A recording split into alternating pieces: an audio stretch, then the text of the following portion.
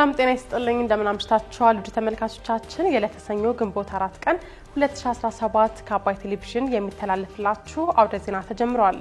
በምሽቱ የዜና ወጃችን በርካታ ዘገባዎችን ወደ እናንተ እናደርሳለን። የቢዝነስና የምጣኔ ሀብት ዘገባችንም ሰዓቱን ጠብቆ ወደ እናንተ ይቀርባል።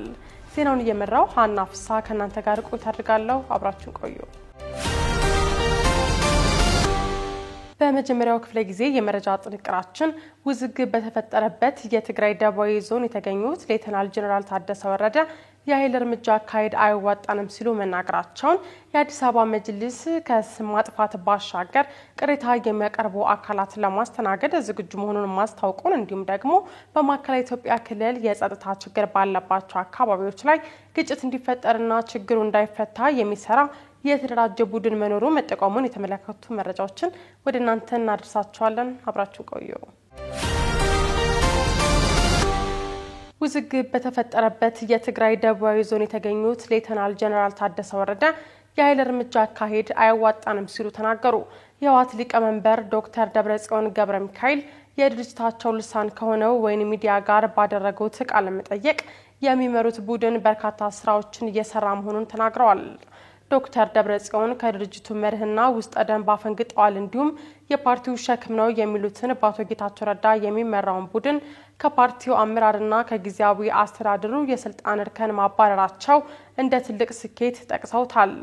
በአቶ ጌታቸው ረዳ የተመራ ከህወሓት አፈንግጠዋል የተባለው ቡድን ከጊዜያዊ አስተዳደሩና የፓርቲ ኃላፊነት ቢነሳም በክልሉ ደቡባዊ ዞን የቀረ ቅሪታ አመራር እንዳለና ይህንንም አመራር ከቦታው ለማንሳት እንደሚሰሩም ተናግረዋል።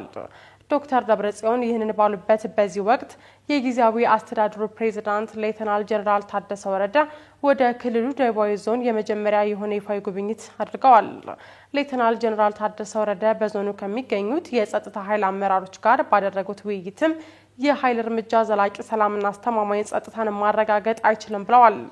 እርስ በርስ የተፎካከርን መቀጠል የማንችልበት ደረጃ ላይ ደርሰናል ያሉት ፕሬዝዳንቱ ሁሉም ችግሮች በሰላማዊ መንገድ ብቻ መፈታት እንዳለባቸው መናገራቸውንም ጽፈት ቤታቸው አስታውቋል። በተጨማሪም ጀነራል ታደሰ ማንኛውም የውጭ ግንኙነት መንግስትን ያማከለ መሆን እንዳለበት ማሳሰባቸውን ጠቅሷል። የእርሳቸው ጉብኝት ከተነገረና የዶክተር ደብረጽዮን ቃለ ምልልስን ተከትሎ አቶ ጌታቸው ረዳ በማህበራዊ የትስስር ገጻቸው ላይ አስተያየታቸውን አስፍረዋል። ምዕራብ ትግራይ ነፃ እንዳናወጣ ግለሰቦች እንቅፋት ሆነውብናል ሲሉ የነበሩ ግለሰቦች አሁን ደቡባዊ ትግራይ ነፃ እናወጣለን ወደሚል ዘመቻና ፉከራ ተሸጋግረዋል። ይህ ለማመን የሚከብድ ነው ሲሉ ኃይለ ቃል ተጠቅመው ሀሳባቸውን ገልጸዋል። በተመሳሳይ ፕሮፌሰር ክንድያ ገብረሕይወት በኤክስ ገጻቸው ላይ ባሰፈሩት መልእክትም የደብረጽዮን ቡድን ከተደጋጋሚ ስህተቱ የማይማር ነው ሲሉ ገልጸዋል።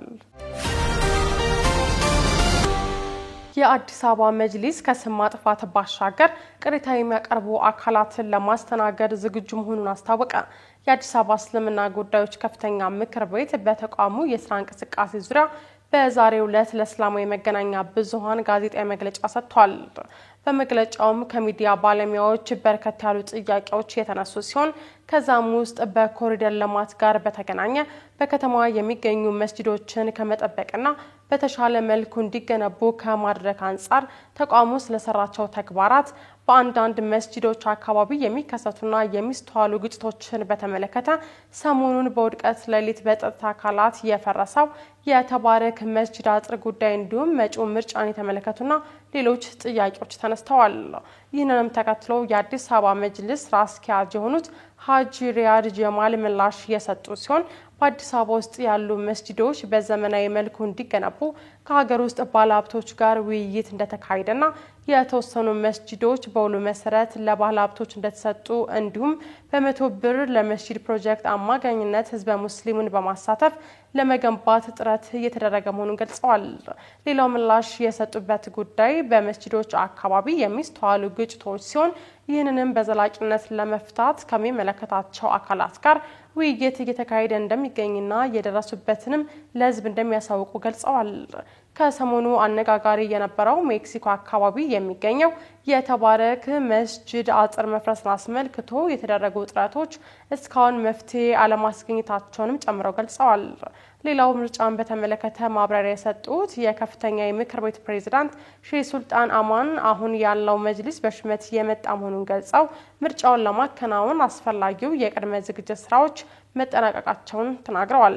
ፕሬዝዳንቱ አክለውም የምርጫ አስፈጻሚ አካላት በተወሰኑ ቡድኖች ተጽዕኖ ስር ወድቋል የሚባለውን ሀሳብ በተመለከተም አስፈላጊውን ማጣራት አድርገን ማስተካከያ እንዲደረግ እናደርጋለን ሲሉ መናገራቸውን ሀሩን ሚዲያ ዘግቧል። በርካታ ስራዎችን መስራቱን በዝርዝር የገለጹት የተቋሙ አመራሮች መጅልሱን ባልተገባ ሁኔታ ስም የሚያጠፉ አካላትን በሕግ እንደሚጠይቅ እየተናገሩ ሲሆን ነገር ግን በቀናነት ቀርበው መጅልሱ የሰራቸውን ስራዎች ለማየትና ቅሬታም ካለ ለመጠየቅ ለሚፈልጉ አካላት በራችን ክፍት ነው ሲሉ አስታውቀዋል። በማዕከላዊ ኢትዮጵያ ክልል የጸጥታ ችግር ባለባቸው አካባቢዎች ላይ ግጭት እንዲፈጠርና ችግሩ እንዳይፈታ የሚሰራ የተደራጀ ቡድን መኖሩ ተጠቆመ። በኢፌዴሪ የሕዝብ ተወካዮች ምክር ቤት የውጭ ግንኙነትና የሰላም ጉዳዮች ቋሚ ኮሚቴ በሀዲያ ዞን በመገኘት በአሁናዊ የሰላም ሁኔታና በሰላም ግንባታ ሂደት ዙሪያ የመስክ ምልከታ በማድረግ ውይይት ማካሄዱን አስታውቋል። የቋሚ ኮሚቴው ምክትል ሰብሳቢ ዶክተር ፈቲ ማህዲ የውይይቱ ዓላማ ህብረተሰቡን ወደ ግጭት ሊያስገቡ የሚችሉ ስጋቶች ካሉ መሰረታዊ ምንጫቸውን በመለየት በቀጣይም ግጭቶች እንዳይከሰቱ መስራት ያለባቸውን ስራዎች ለመስራትና የፌዴራል መንግስት መደገፍ ያለበትን ድጋፍ እንዲያደርግ መሆኑን አብራርተዋል።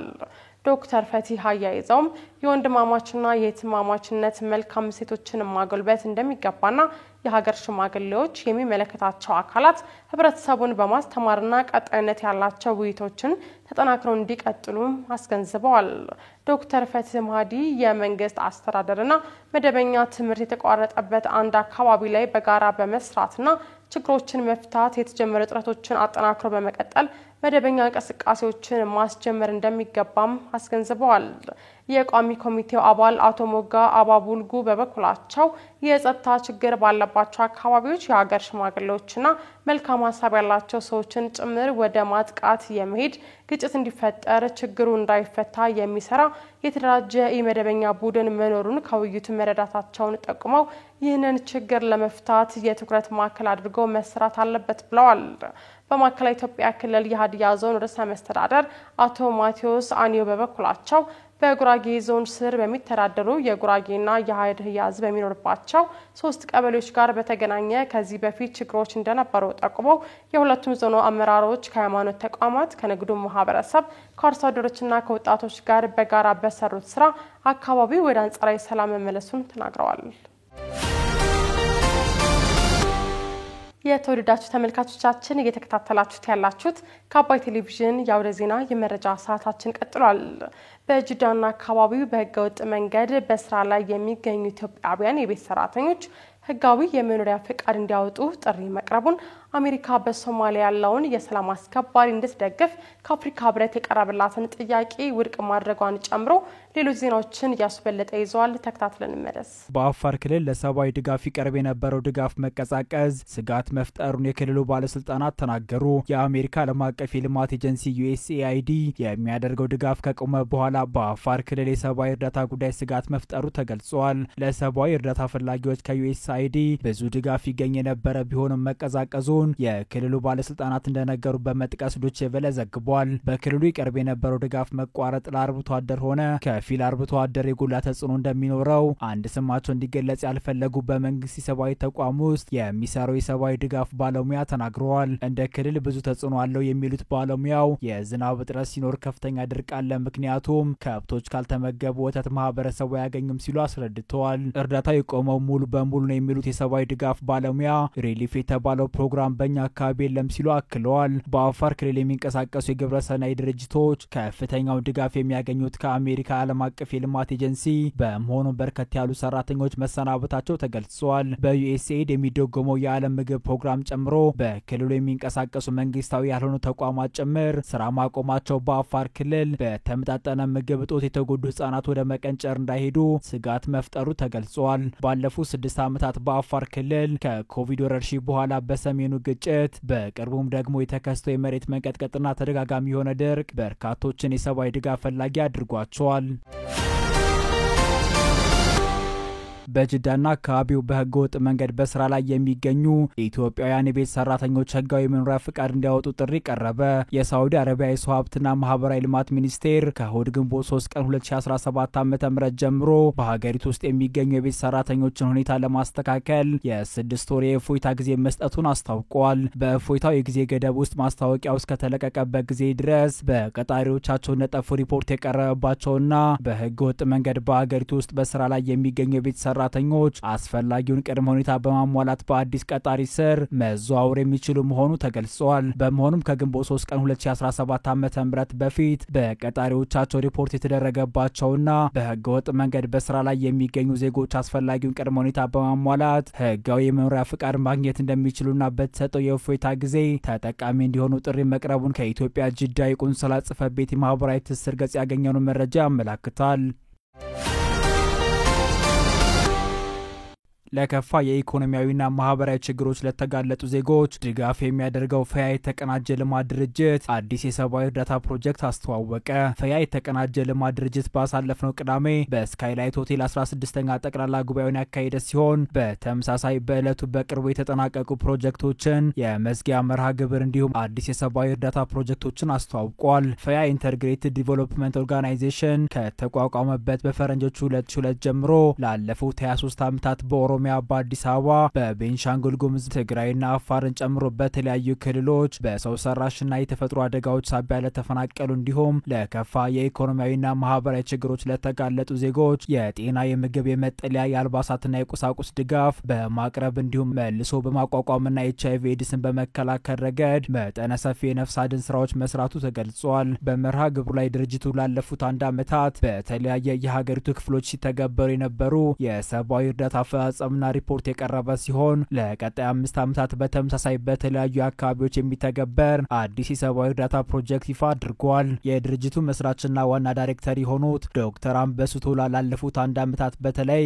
HIV ኤድስን በመከላከል ረገድ መጠነ ሰፊ ስራዎች መሰራታቸውን ገልጸው ለዚህም የአሜሪካ ዓለም አቀፍ የልማት ኤጀንሲ USAID ኦቻን ጨምሮ ለጋሽ ድርጅቶችን አመስግኗል። ዶክተር አንበሱ አክለውም አሁን ላይ የአሜሪካ ዓለም አቀፍ የልማት ኤጀንሲ ድጋፍ መቋረጥ ከፍተኛ ክፍተት መፍጠሩን ጠቁመው ይህንን ለመሙላትም ሌሎች ስራዎችን በመስራት ላይ መሆናቸውን ገልጸዋል። ከዚህ ጋር በተገናኘ ከአባይ ቴሌቪዥን ጋር ቆይታ ያደረጉት በጤና ሚኒስቴር የHIV ኤድስ መከላከልና መቆጣጠር መሪ ስራ አስፈጻሚ አቶ ፈቃዱ ያደታ በየአመቱ ከ7000 በላይ ሰዎች በቫይረሱ እንደሚያዙና በቁጥር ከ15 እስከ 29 የእድሜ ክልል ያሉት ከፍተኛው እንደሚይዙ ጠቁመው የHIV መከላከል አገልግሎት በመንግስት ቻናል መሰጠቱ የለጋሽ ድርጅቶች ማቋረጥ አደገኛ ክፍተት እንዳይፈጠር እንዳደረገውም ጠቁመዋል።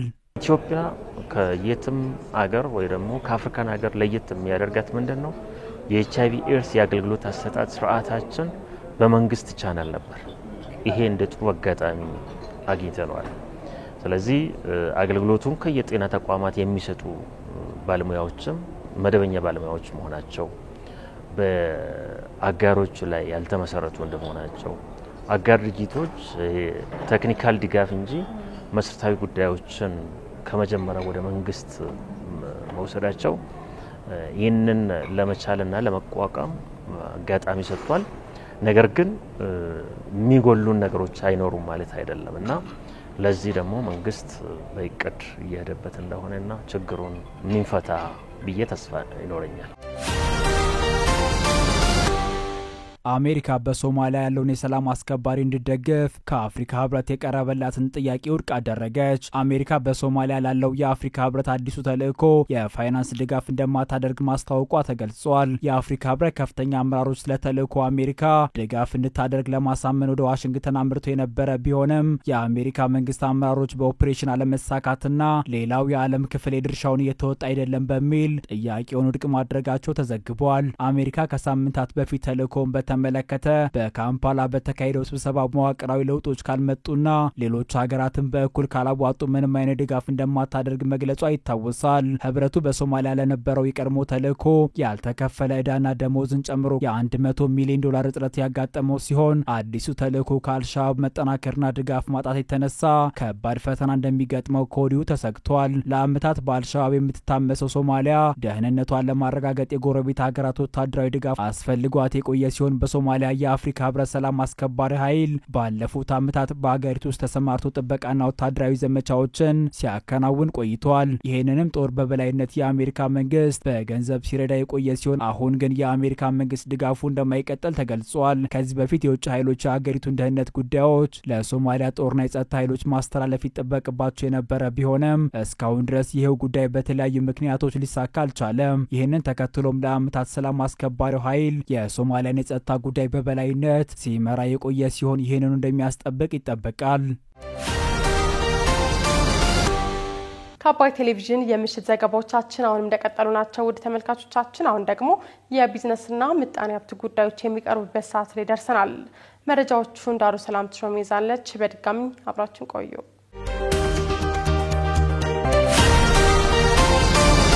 በመዲናዋ የሚገኙ የህዝብ ትራንስፖርት ሰጪ ተሽከርካሪዎች እንደ አገልግሎታቸው አይነት ወጥ ቀለም ለማድረግ እቅድ መያዙ ተነገረ። በአዲስ አበባ ከተማ የሚገኙ የህዝብ ትራንስፖርት ሰጪ ተሽከርካሪዎች እንደ አገልግሎታቸው አይነት ወጥ ቀለም እንዲይዙና አሽከርካሪዎችም የራሳቸው የስራ የደንብ ልብስ እንዲኖራቸው ለማድረግ እቅድ መያዙን ዋዜማ ዘግባለች። የክልል ከተሞችም በሚወስኑት የቀለም አይነት አሰራሩን በአገልግሎት ሰጪ ተሽከርካሪዎች ላይ ተግባራዊ እንደሚያደርጉም ዘገባው አክሏል። የትራንስፖርትና ሎጂስቲክስ ሚኒስትሩ ዶክተር አለሙ ስሜ እርሳቸው በሚመሩት መስሪያ ቤት የተጀመረው የብራንዲንግ ሂደት ወደ ተጣሪ ተቋማትና ተሽከርካሪዎችን መውረድ እንዳለበት ተናግረዋል። የኮሪደር ልማቱን የሚመጥን የትራንስፖርት አገልግሎት ማቅረብ እንደሚያስፈልግም ገልጸዋል። ለህብረተሰቡ የሚመጥነውን የትራንስፖርት አገልግሎት ለማቅረብ እንዲቻል ያረጁ ተሽከርካሪዎች ከህዝብ ትራንስፖርት አገልግሎት ውጪ መደረግ እንዳለባቸው ሚኒስትሩ አጽንኦት ሰጥተዋል። ሚኒስትሩ አክለው መንገዶች ተስተካክለዋል፣ የእግረኛ መንገዶች ተውበዋል፣ ተሽከርካሪዎች ግን መንገዱን የሚመጥኑ አይደሉም ብለዋል። ዶክተር አለሙ ስሜ አያይዘውም በከተሞች ውስጥ ያሉ የህዝብ ትራንስፖርት ሰጪ ተሽከርካሪዎች ቀለም መለየትና ወጥ መሆን እንዳለበትም ተናግረዋል። 10 ሰው የሚጭነው ተሽከርካሪም ሆነ አውቶቡስም መመሳሰል የለበትም ያሉት ዶክተር አለሙ ስሜ የተሽከርካሪ ቀለም ልይታው በሌሎች ሀገራት የተለመደ አሰራር መሆኑን አብራርተዋል። ይህ አሰራር ከአዲስ አበባ በተጨማሪ በሌሎች የክልል ከተሞች ወርዶ ተግባራዊ እንደሚሆንና የየከተማዎቹ ተሽከርካሪዎች የራሳቸው መለያ የሆነ ቀለም እንደሚኖራቸውም ዶክተር አለሙ ስሜ ጠቁመዋል። ባለሀብቶች በመቀሌ ኢንዱስትሪ ፓርክ የሚገኙ ማሽኖቻቸውን ከሀገር ለማስወጣት ጥያቄ ማቅረባቸውን ኮርፖሬሽኑ አስታወቀ። በትግራይ ክልል መቀሌ ከተማ በሚገኘው ኢንዱስትሪ ፓርክ የተሰማሩና በግጭቱ ሸሽተው ከሀገር የወጡ ባለሀብቶች ማሽኖቻቸውን ከሀገር ለማስወጣት ጥያቄ ማቅረባቸውን የኢንዱስትሪ ፓርኮች ልማት ኮርፖሬሽን አስታውቋል። ኮርፖሬሽኑ ይህንን ያስታወቀው የ9 ወራት የእቅድ አፈጻጸሙን ለሕዝብ ተወካዮች ምክር ቤት የመንግስት የልማት ድርጅቶች ጉዳዮች ቋሚ ኮሚቴ ባሳለፍነው ሳምንት ባቀረበበት ወቅት ነው። የኮርፖሬሽኑ የኦፕሬሽንና ማኔጅመንት ምክትል ዋና ስራ አስፈጻሚ አቶ ካሚል ኢብራሂም በግጭቱ ወቅት ከሀገር ሸሽተው የሄዱ ባለሀብቶችን ለረጅም ጊዜያት በኢንተርኔትና በአካል በመገናኘት ኩባንያዎቻቸው ተመልሰው ወደ ልማት እንዲገቡ ጥረቶች ቢደረጉም ፍላጎት አለማሳየታቸውን ገልጸዋል። በዚህም ኩባንያዎቹ ወደ ሌላ ሀገር ሄደው ለማልማት ማሽኖቻቸውን ከሀገር ይዘው ለመውጣት ጥያቄ ማቅረባቸውን ገልጸው በአጠቃላይ ሀገራዊ ምርት የተመዘገቡ ማሽኖችን ወደ ሌላ ሀገር ከሚወሰዱ በሀገር ውስጥ ወደ ሌላ አካባቢ በማዘዋወር ለማሰራት ጥያቄ አቅርበን እየጠበቅን ነው ሲሉ መናገራቸውን ሪፖርተር ዘግቧል። ወይዘሮ ሶስና ጌታሁን የተባሉ የቋሚ ኮሚቴው አባል በበኩላቸው መቀሌ የነበሩ ኢንቨስተሮች እዚያው መቆየት ካልፈለጉ ወደ ሌሎች አካባቢዎች ለማዘዋወር የቀረበውን ጥያቄ አለመቀበላቸውን ዘገባው ጠቁሟል። ወይዘሮ ሶስና ኢንቨስተሮቹ በመቀሌ ኢንዱስትሪ ፓርክ ምን እንደጎደላቸው መጠየቅና ችግሩን መፍታት እንጂ ከአንድ አካባቢ አስነስቶ ወደ ሌላ ቦታ ለመውሰድ መሞከር ትክክል አይደለም ማለታቸውንም ዘገባው አክሏል። ከዚህ ቀደም በመቀሌ ከተማ የሚገኘው ኢንዱስትሪያል ፓርክ ለሀገር ውስጥ አልሚዎች የሼድ ኪራይ በዶላር እንዲከፍሉ መደረጉና የኤሌክትሪክ ኃይል እጥረት በግጭቱ ምክንያት የተፈጠረውን ችግር እንዳባባሰበት መገለጹም ይታወሳል።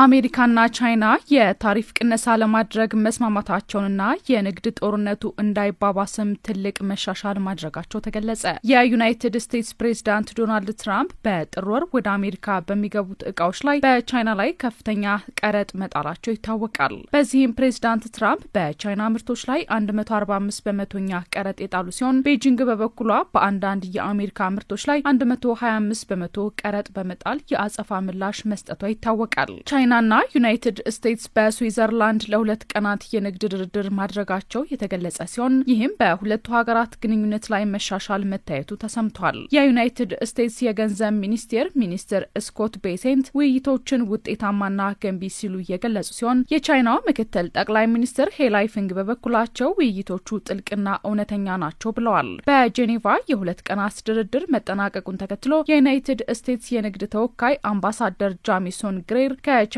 አጋሮቻችን ጋር የፈጠርነው ስምምነት የአሜሪካን የ1.2 ትሪሊየን ዶላር የንግድ ጉድለት ለመቀነስ ይረዳል ብለዋል። ቤሰንት በበኩላቸው አሜሪካና ቻይና የንግድ ጦርነቱ እንዳይባባስ ትልቅ መሻሻል ማድረጋቸውን ሲናገሩ የቻይና ምክትል ጠቅላይ ሚኒስትር ሄላይፊንግ ውይይቱ ለሁለቱ ሀገራት ትልቅ ትርጉም ያለው ቢሆንም ለዓለም ኢኮኖሚ መረጋጋት ትልቅ አስተዋጽኦ አለው ብለዋል። ምክትል ጠቅላይ ሚኒስትሩ ሁለቱ ወገኖች ተከታታይ መግባባት ላይ መድረሳቸውን ገልጸው የኢኮኖሚና የንግድ ምክክር ዘዴ ለመመስረትም ተስማምተዋል። የዓለም ንግድ ድርጅት ዋና ኢንስፔክተር ንጎዚ ኢኮንጆ ኢዌላ ውይይቱን ትልቅ የእድገት ደረጃ በማለት ሁለቱ ሀገራት በዚህ ፍጥነት እንዲጓዙም አሳስበዋል። ስትከታተሉት የነበረው የለተሰኞ ግንቦት 4 ቀን 2017 ዓ.ም የምሽቱ መረጃችን ይህንን ይመስል ነበር።